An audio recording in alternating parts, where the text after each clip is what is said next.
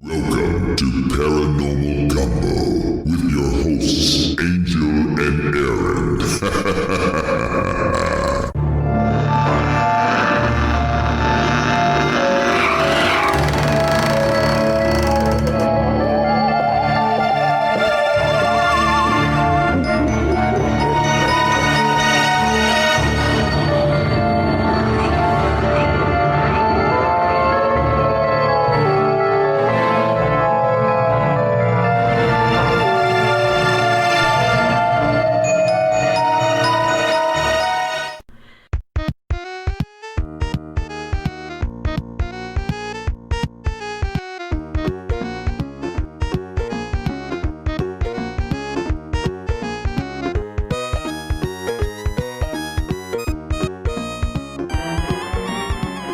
Hey guys, it's Angel here with another episode of Paranormal Gumbo. Aaron is here in a way.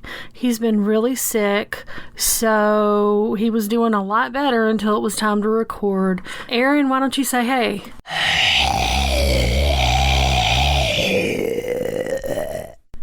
He does look a little rough, and he's got some weird patches of skin kind of just hanging off of his body, so I don't know what he's got, but I'm trying to stay away from him as much as possible. I have him on the other side of the room, and I keep poking him with a stick to shove him back when he tries to come for me.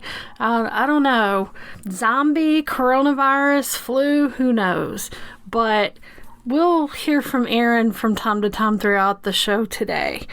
I'll be handling most of it for obvious reasons.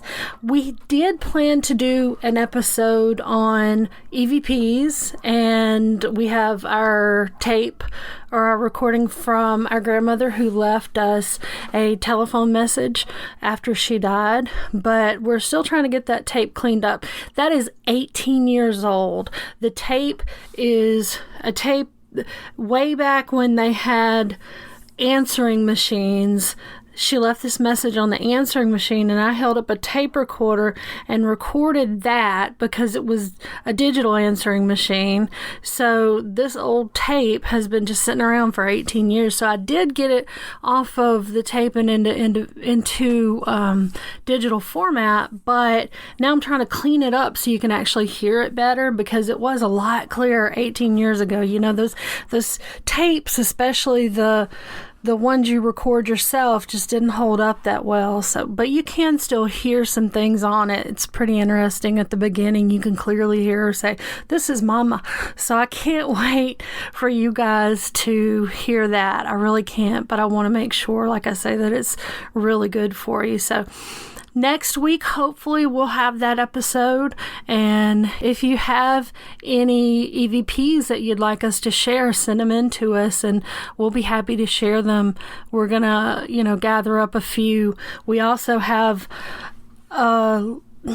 probably not as impressive one, but still impressive nonetheless. We have one that we investigated, this old place in downtown Biloxi, Mississippi, this old building, super old, by the beach, and we got a little bit of feedback from some sort of a being there. So, and then who knows, maybe we can capture something else between now and then. But in the meantime, we're going to be just talking about a few different things today.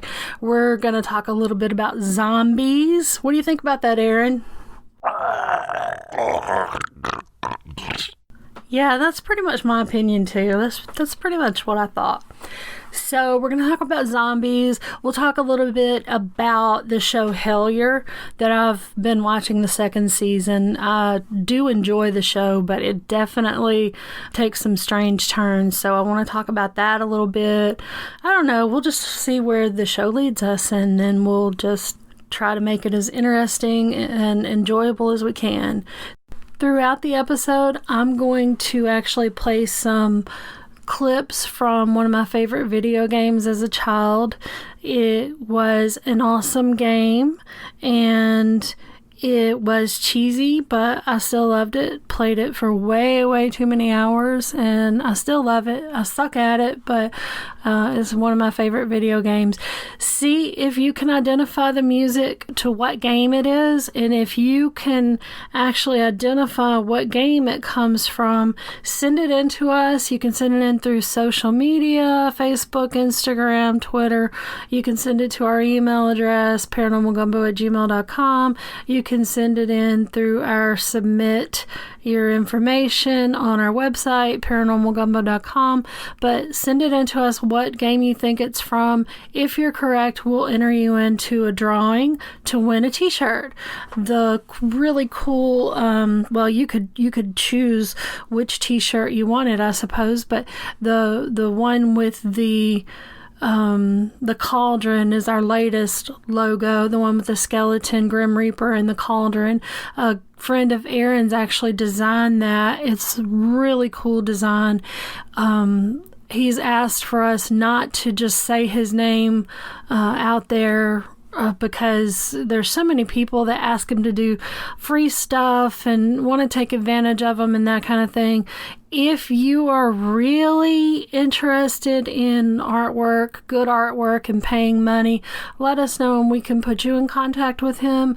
But definitely, he does not have time to be doing work for free. He has to make a living just like everybody else. But, if you're serious, if you're a business, or if you're someone who is willing to pay what artwork is for, he's a really good artist. So, and we thank him very much for helping us out with that logo. We're going to have the drawing on the 31st of this month of January. We also have another drawing on the 31st of January for a t-shirt, a Paranormal Gumbo t-shirt, or whatever t-shirt you would like, honestly, from our shop that we are continually working on. And that is for our Patreon members. Our Patreon members, you pay $5 a month and you get an extra episode a month. You get the episodes a day early. You get them commercial free. You get behind the scenes stuff. You get a Skype call from Aaron and or myself.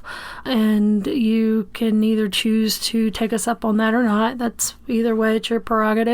But it's just, we're going to be adding more and more stuff to our Patreon. It's been, honestly not as nice as we would like it to be with everything going on. But we're going to continue to work on that and make it better and better. So for $5 a month, every month, you also get entered into a drawing for Paranormal Gumbo merchandise. So with that in mind, I want to thank 2 of our listeners for becoming Patreon members this month, and they've been actually continuing Patreon members for a little while now. That's Trudy and Aaron. Trudy and Aaron, thank you. Trudy and Aaron, why did I say Aaron?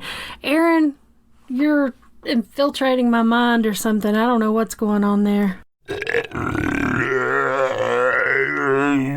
I meant to say Trudy and Al. Trudy and Al. Thank you so much, Trudy and Al, for being such great supporters of the show. You are both awesome. We really appreciate it. Any of the money that we do get from our Patreon or from the sale of our t-shirts and merchandise is just going to go back into the show, getting better equipment, being able to travel to do better research, and being able to, it'll just go back into the show. So, we appreciate anything that you do.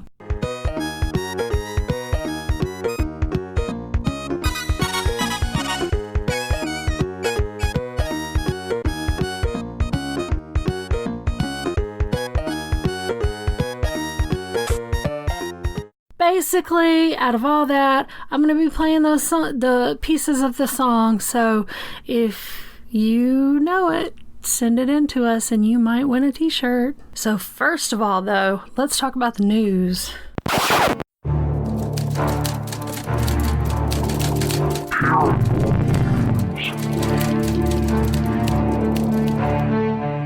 So the most obvious thing to talk about, you've probably seen it in the newspapers, I don't know, or newspapers. Where did that come from? Who reads newspapers anymore? Sorry, showing my age there. You've probably seen it online, But the government actually has more UFO footage, and they're not going to release it to the public. It's more lengthy and more detailed. They know more than they're telling us because a Freedom of Information Act request for the information came back that it was top secret and that releasing the information would cause exceptionally grave damage to the national security of the United States. So, I don't know. That's really not that big of a surprise to anybody, I don't think. I mean, obviously, they know more than they're letting on, and they have more information than they're letting on. Whether they know the full extent of things or not, I wasn't really surprised to hear that they have more info. Not real huge news, but who knows? It's a little encouraging that maybe eventually, more will come out. Who knows? This next little piece comes from the Phantoms and Monsters website, phantomsandmonsters.com. That's Lon Strickler's website where he publishes a lot of the letters that come to him, and he has a lot of really cool stuff on there, and he's just a wealth of knowledge, so it's a really cool site. Check it out if you haven't. But there was a woman who lived in Washington. She lived in Brennan, Washington, and she and her husband were out one night. They were at their house. They were stacking wood, and it was nighttime. And something started coming up towards them, running up towards their driveway. And it looked big and it looked scary, and the way that it was coming, was threatening. So her husband took off trying to run the thing off, running towards it, saying, "Get out of here, get out of here." They didn't know what the creature was. And so the creature turned and started running away, and their driveway goes kind of up a hill, and at the end of the driveway there's a cul-de-sac, and there's a light shining down on the cul-de-sac, a street light. And so her husband chased it, and the creature stopped right under the light, and she could see it clearly because she had stayed back while her husband went to chase it off, and it looked like a werewolf. Her description, I'm going to read it for you. She said, "I could not believe what I was seeing. It was like I was flipping through the pages in my memory banks trying to compare it to anything else I had ever seen before.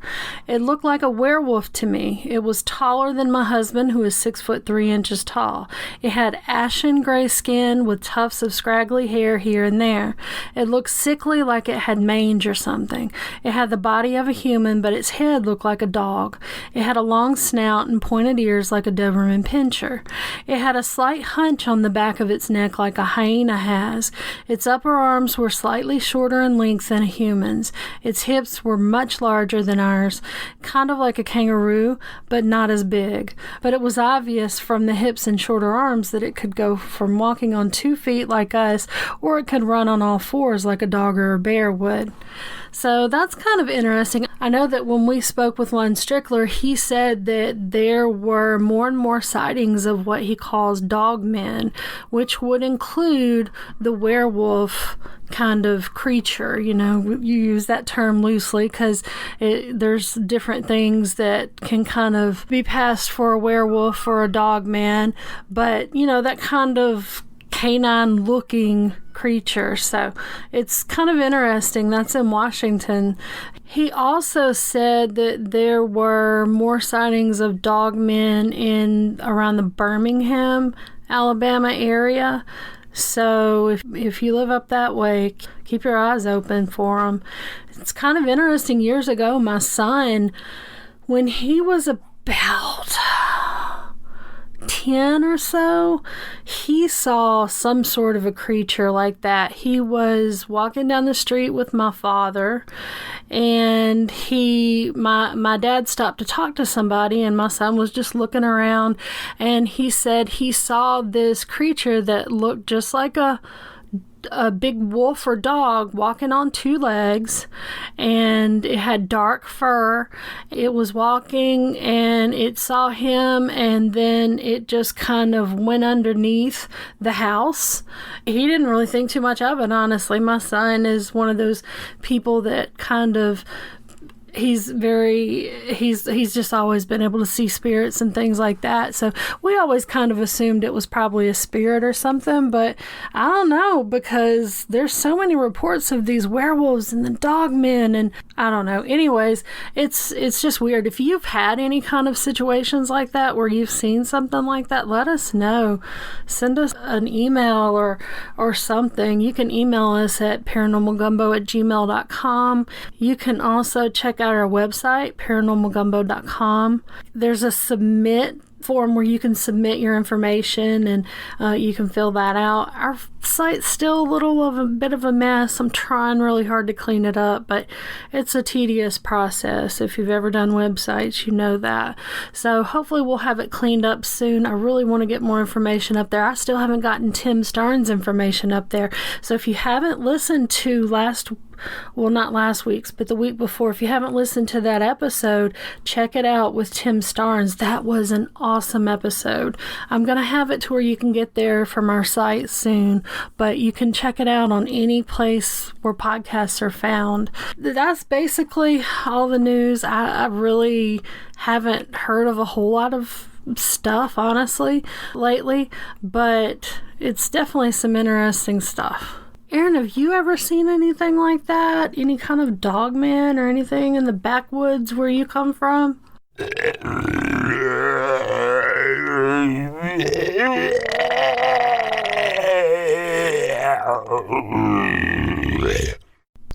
Yeah, I'm not sure I quite follow. I think you might need some sort of antacids or cough drops or something. Not sure quite what you need, but you need something.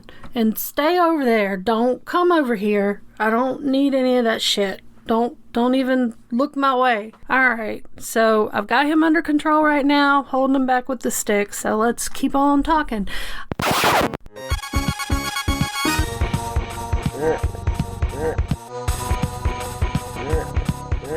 I wanted to talk a little bit about the series Hellier. Have any of you guys seen that?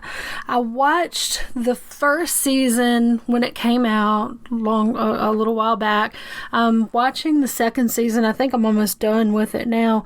Basically, what it started out as is this group of ghost hunters was contacted by someone with some mysterious information about the Kentucky hobgoblins. And I don't know if you guys know the story, but in Kentucky in the 1950s, a family claims that they were basically terrorized by these little green beings that they called goblins or hobgoblins.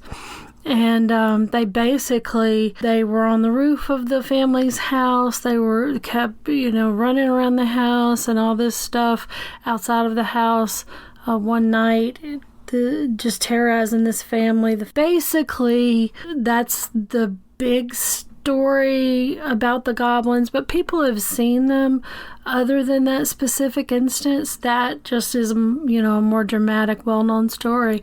But anyways, so this group of ghost hunters goes to investigate in Hellier, Kentucky, and they don't find a lot.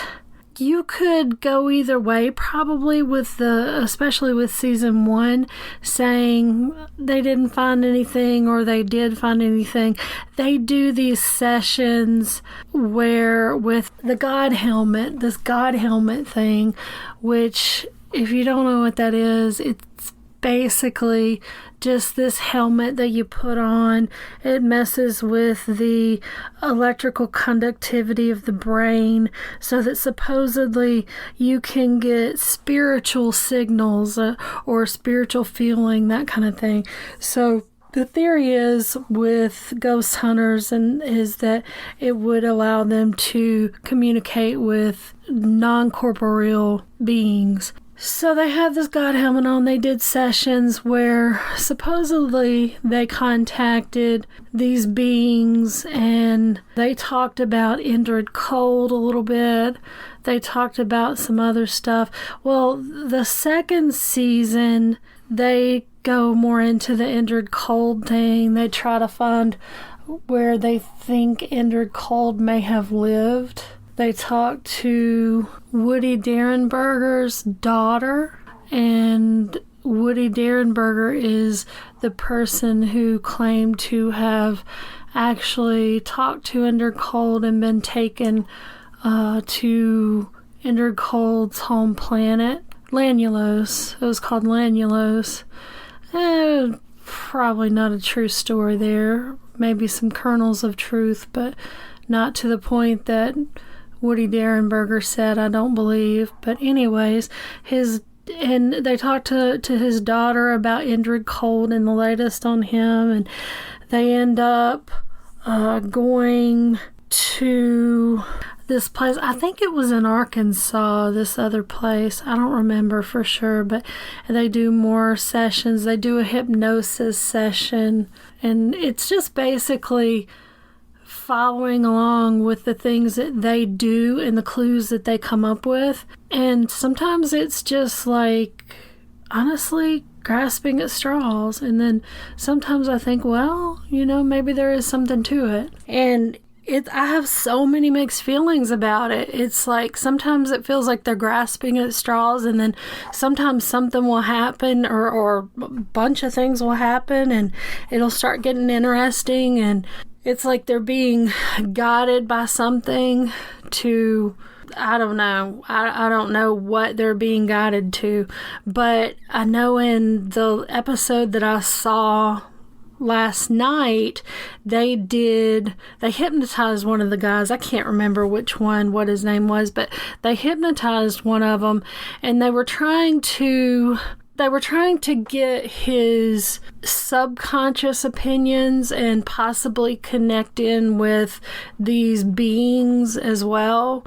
And supposedly he may have connected with these beings, and they were asking questions, and one of the questions they asked was, well, they had already established there was some sort of a gate that was closed between our world and theirs.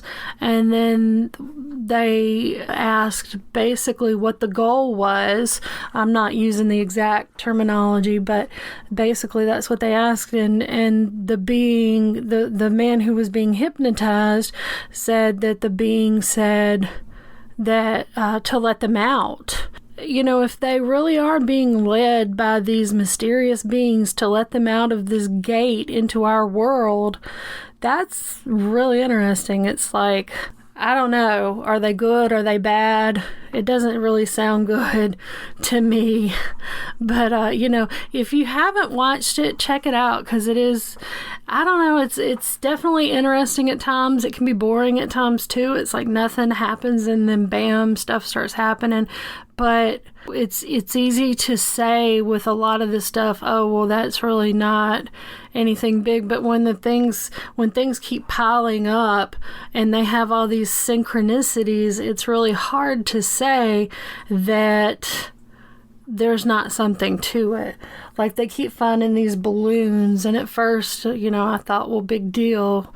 Happy birthday balloons, get away from celebrations, and they float off all the time and land wherever any of us could find it. But they keep finding these balloons in strange places, and it really does seem like they're kind of being led. So I don't know if they do open up some sort of a portal. I don't know. That's scary. I hope that they don't broadcast it so that it opens up anything in our homes. But I don't know. If you've seen it, let me know what you think. It's intriguing to me. There's a lot of really good books that they read. They're very educated. And, I've been making notes of a lot of the books on there that I would love to read.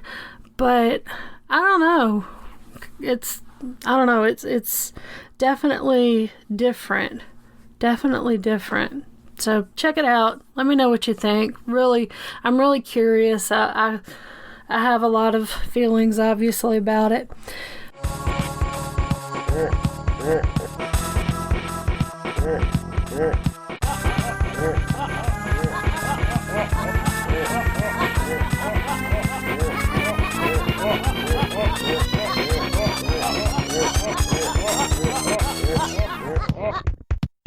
let's talk a little bit about zombies. I don't want to say it too loud because I don't want to hurt any feelings in the room, Let's talk about zombies.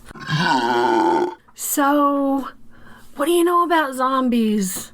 A lot of people hear or most people probably hear zombies nowadays, and they think of the Walking Dead, Night of the Living Dead type zombies and all that stuff. But there really are zombies. Zombies are a real thing. It's been established. Well, pretty much been established. So how far zombies go back depends on what you define as a zombie. If you think about it, even vampires could be classified as zombies because zombies are just basically the dead who have arisen. So, vampires kind of fall in that category. They, I guess, don't usually have ears falling off and ribs showing and that kind of thing, but still kind of the same thing.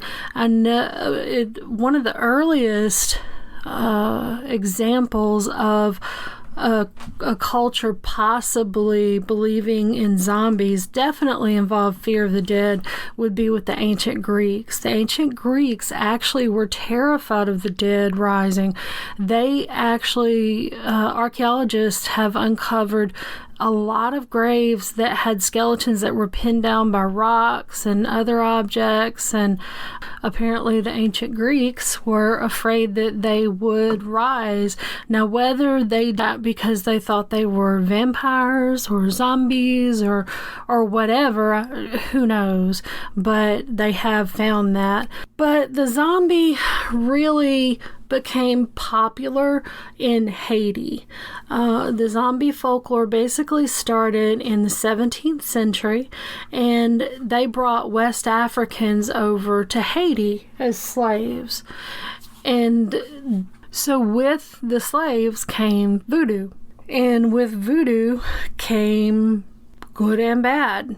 So one of the bad things would have been zombies. So there are tales of people burying their loved ones, grieving their loved ones. Time passes and they happen to see them, the person who supposedly had died, the family member sees them working in the fields, and they'll be a shell of a person. They'll just have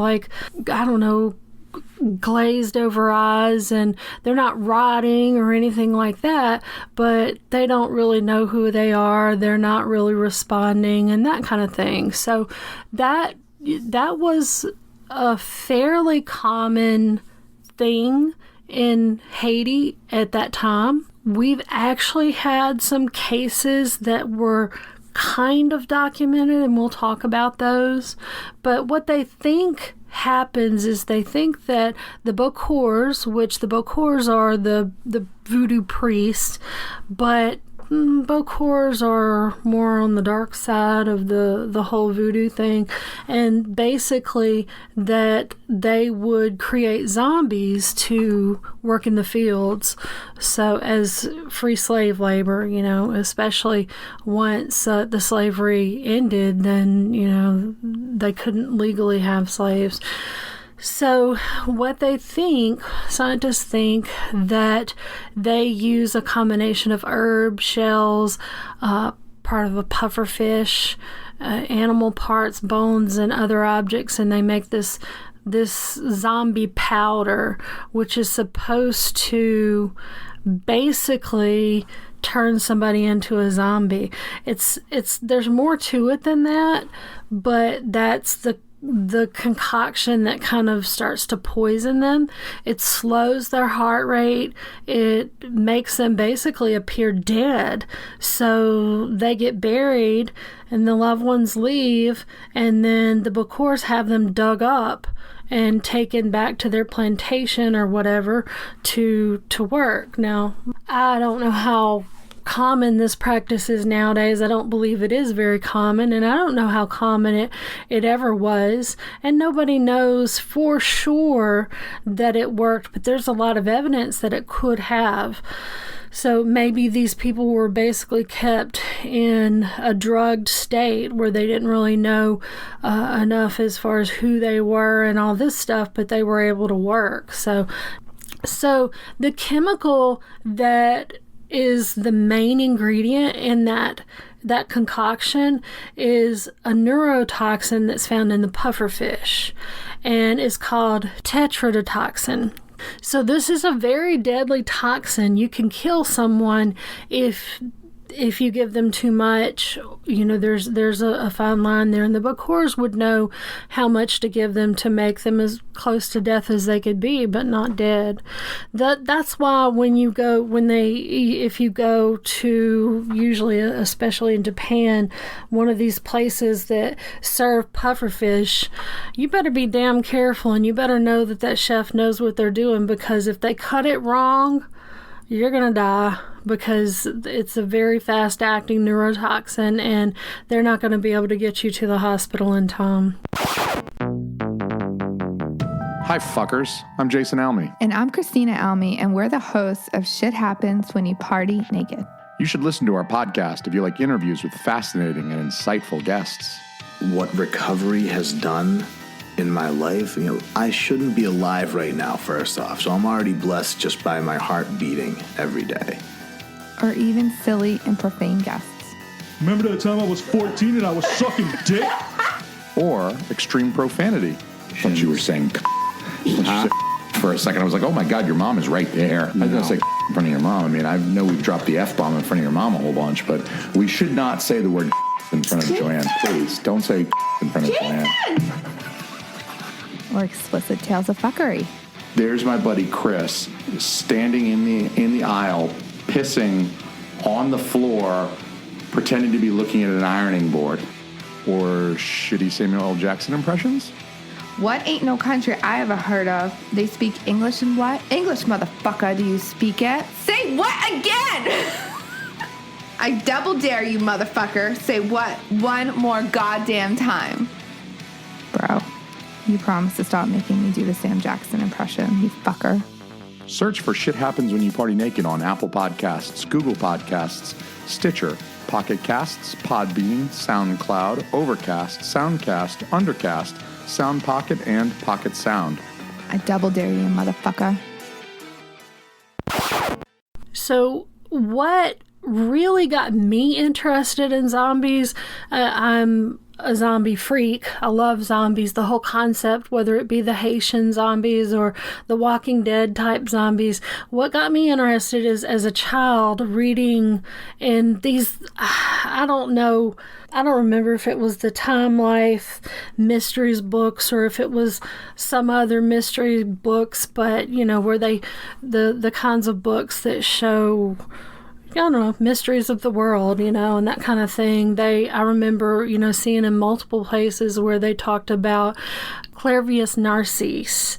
Clairvius narcisse is a possible zombie from our time.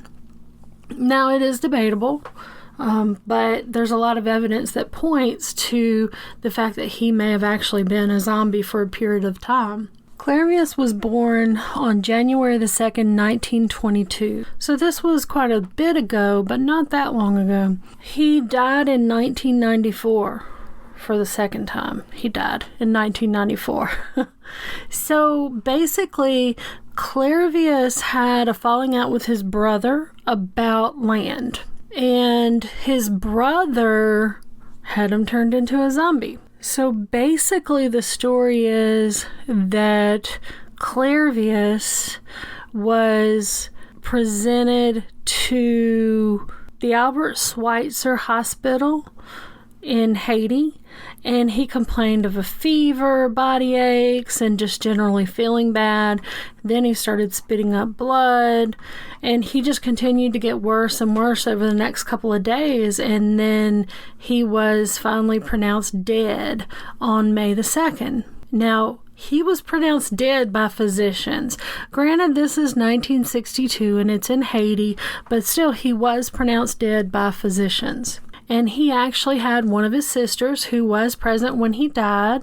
Her name was Angelina, and she told the rest of the family, and they came and they saw him, and, this was Clairvius.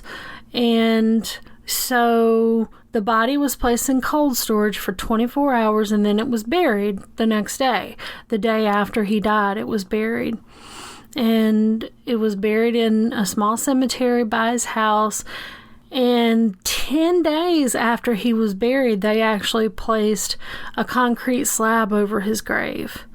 But it was probably too late by that point, because Clairvius had probably become a zombie and been dug up by that point.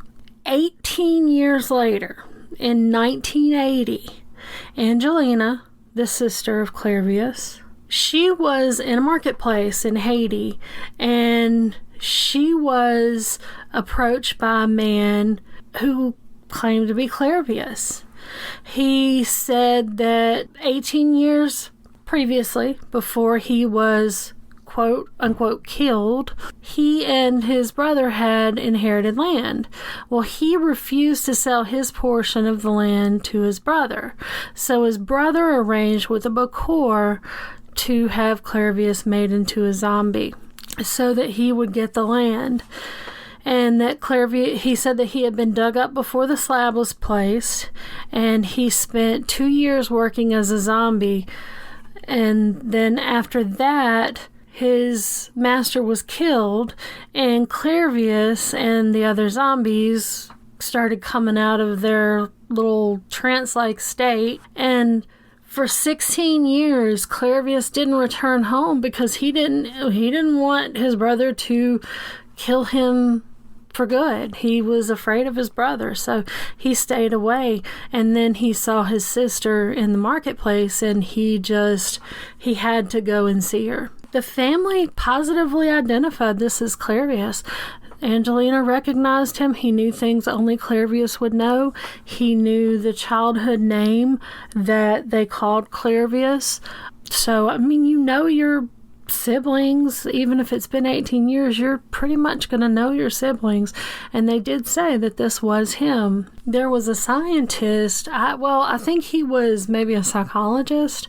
I'm not 100% sure, but his name was Lamarck Douillon. He was the director of a psychiatric hospital in Port-au-Prince. So he developed a questionnaire to have Clairvius and his family do separately. Well, Clairvius answered all the questions right. So a lot, the evidence is pointing towards Clairvius actually being Clairvius.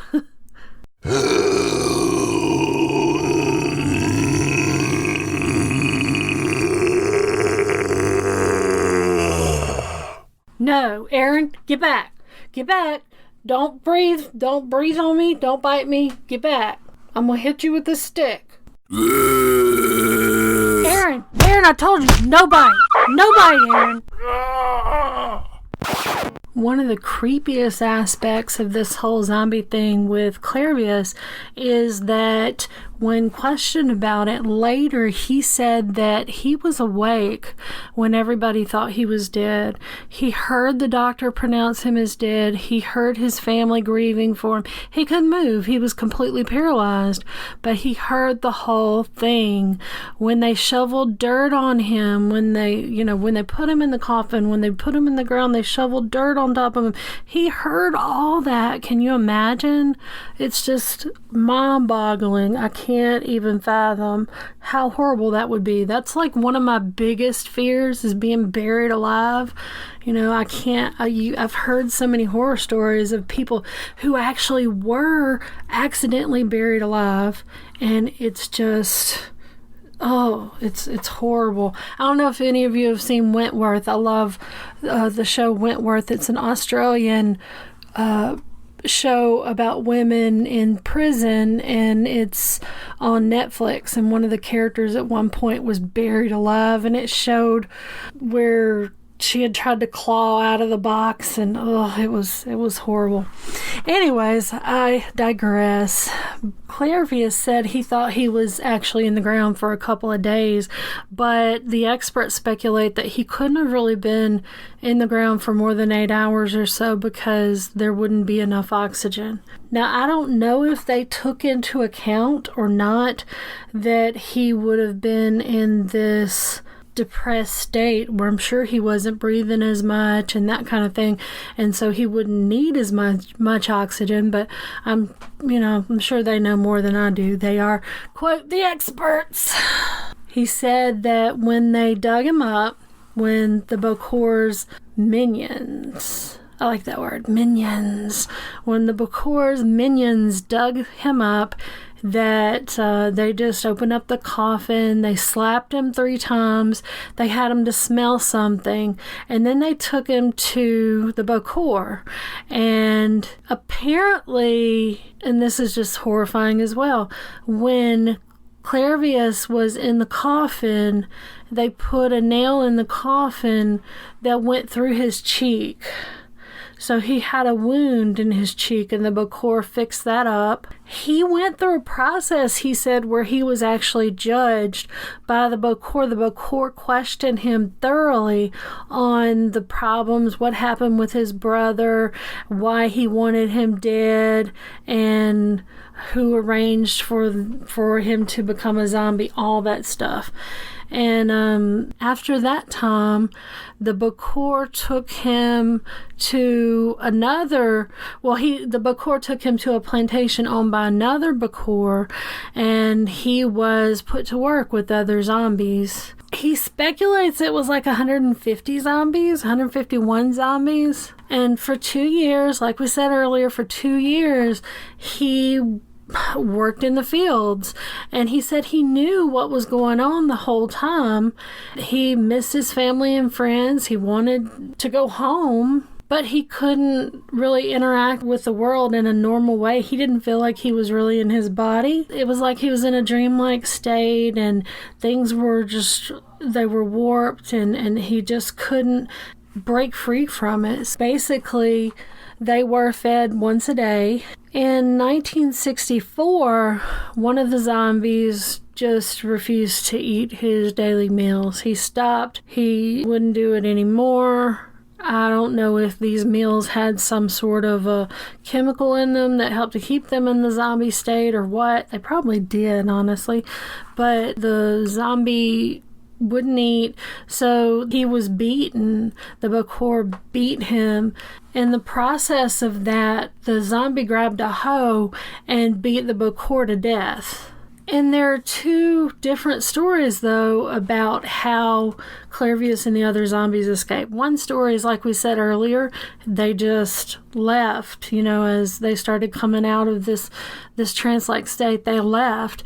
And then another story is that in the meals that they had, they couldn't have any salt in the meals because it would interact with the chemicals that they were given. So the plantation owner, his wife, gave them salt to break the chemical reaction or to cause another chemical reaction in their bodies so that they could break out of the zombie-like state. So apparently Narcisse himself told the doctors the second version, that the plantation owner, his wife, had given them this salt, and that once she gave them this salt, they started coming out of it and started being able to interact with the world more regularly, and things appeared more normal. Supposedly the story gets a little deeper because apparently it wasn't really just his brother that didn't like him and that was angry with him,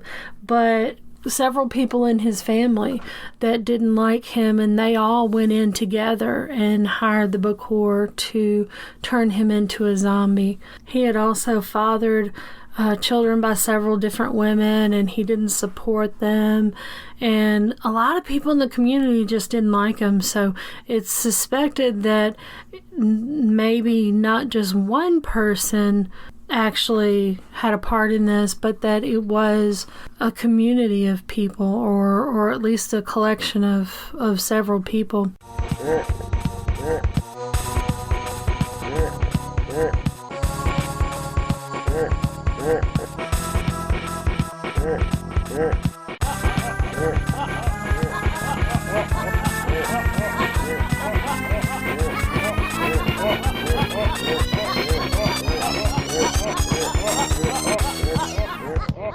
But the interesting thing is that there have been several scientists who have investigated this kind of a situation.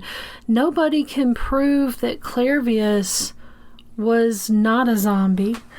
And there's a lot of evidence to say that he was. In the 1980s, there was a scientist, his name was Wade Davis, and he's the one who came up with the powder, the zombie powder. He said he infiltrated all these Bokors, and he talked to so many people, infiltrated secret societies and that kind of thing, and obtained several containers of what was supposed to be zombie powder. And that's how the zombies were turned into zombies. The people were turned into zombies that had nothing to do with magic. Scientists actually looked at those samples and they were very inconsistent. They had different amounts of things in them. Some had no tetrodotoxin, some had some in there, but it was not enough to cause anyone that much harm. And so his theory was kind of shot down. And I tend to believe myself that may be part of it, but there's probably more that they leave out, like I said earlier. He is actually the man who wrote the book, The Serpent and the Rainbow, and that was turned into a horror movie. I don't know if any of you have seen it. I saw it when I was a kid, and it was really good. I remember that, but I really don't remember much about it. I think I might watch it again because I do remember that I really liked it. There's some things in this world that we just can't explain. I know for a fact I've seen so many things. I know so many people who have seen so many things. So maybe there is also a magical part in this. I don't know. It might sound crazy to some of you. It might not. But I believe in, there's a certain amount of magical kind of properties to this world. And so maybe that had something to do with it as well. I don't know. But basically, it's the most famous story of a zombie, a real zombie. And even though it's not flashy maybe to the Hollywood standards of the modern day zombie, it still always interested me. I mean, think about being buried like that and brought up, and then you have to go and work, and you just can't, you're not yourself, basically. It's just, I can't imagine. There were zombies mentioned in literature as far back as 1697. But back then, they were described as spirits or ghosts, and of course, not at all related to the zombies of today. In 1932, the first zombie movie was released called White Zombie. And then, of course, in 1968, Night of the Living Dead came out, the ultimate zombie movie. And that pretty much changed the way zombies were seen. And since then, zombies have been true corpses rising from the dead and killing people or turning people into zombies or whatever. It's still, fun, all the fun stuff. I've thought about it a lot, whether or not zombies as they are today, the reanimated corpses, whether they could exist in some form. And I don't know, maybe they can, because I do believe that people can potentially be possessed by spirits.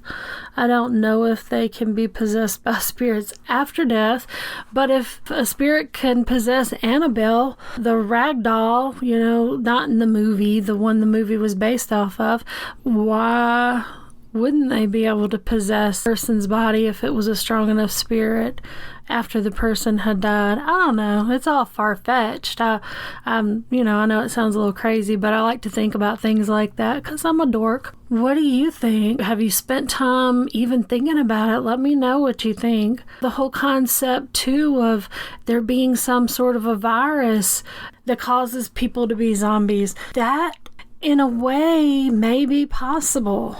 There are parasites that actually affect the brains of certain types of bugs. Specifically, there's a fungus that attacks a certain type of ant and causes the ant to do their bidding, basically. There's a type of ant called a marauder ant, and a parasitic fungus that eats its organs, saves the vital organs for last, actually makes the ant climb up a blade of grass and spread the spores down to all the ants below it. Then it eats the ant's brain once the ant has done that. If that's not a zombie, I don't know what is. There's a type of wasp called, and I'm definitely going to butcher this, but the Glyptopantales wasp, and it actually injects its eggs into a caterpillar. The caterpillar is fine for the most part for a while. The eggs grow inside of it, and then they grow outside of the caterpillar, but a couple of larvae stay inside of the caterpillar's body and take control of the body. They make it snap back and forth, and that prevents predators so that the other larvae can continue to grow, and the predators, they're freaked out and they stay away from it. So it takes over their whole body. There's one, and this is disgusting. Roaches get to me. That is just, I hate roaches. But there is a wasp called the emerald cockroach wasp, and it will sting a cockroach in the head and release a venom directly into the cockroach's brain. And when it does this, then the cockroach can't walk. It can do its other normal things, but it can't walk. And the wasp actually takes the cockroach back to its burrow, and it attaches an egg to the roach's leg. Then when the egg hatches, it eats the roach. Ugh. Gross. I'm going to stop there because, this stuff, that's some gross stuff. But it's interesting how in nature, zombies in some form are a thing. So potentially there could be some sort of a virus or fungus or whatever that could affect our brain and cause us to do weird things too, basically do whatever their bidding is. So, theoretically, it's possible. Now, we wouldn't be dead, but I don't know. It's zombies are fascinating. I know it's big in pop culture, it was, and I don't know I think it's starting to die down a little bit now, but it'll always be one of my favorite subjects. No, Aaron, I've not forgotten about you. Chill. Stay in your corner. You can be a part of the episode, but nobody wants to hear too much from you while you're like this. I'm sure we'll talk more about zombies later on at another date. We'll dig in a little deeper and maybe into more specific cases. We'll see. I guess that's the end of the episode today. Aaron, do you want to take us out? I think he said don't burn the roo.